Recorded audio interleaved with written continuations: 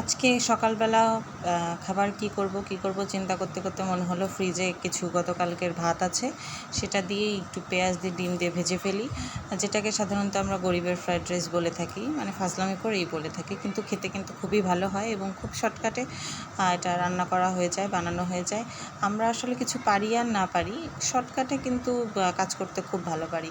তো প্রথমেই হচ্ছে পেঁয়াজগুলোকে ভেজে নিব, একটু লাল লাল হয়ে গেলে তার ভিতর ডিম দিয়ে দিব। যদিও আমার পেঁয়াজগুলো ভাজা একটু বেশি হয়ে গেছিলো, একটু বেশি লাল লাল হয়ে গেছিলো। ডিমটা দেওয়ার পরে ডিমে একটুখানি লবণ দিয়ে ডিমটাকে ভালোভাবে মিক্সড করে নিব।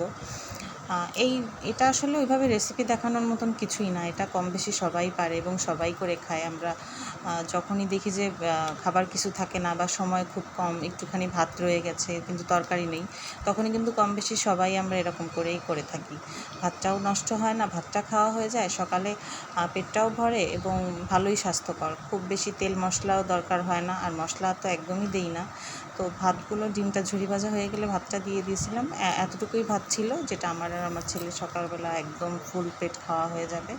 তারপরে পরিমাণ মতো লবণ দিয়ে ভালো করে নেড়ে চেড়ে, মানে ভেজে একটুখানি নামিয়ে নিলাম। ঘরে যদি ধনিয়া পাতা থাকতো ধনিয়া পাতাও দেওয়া যেত।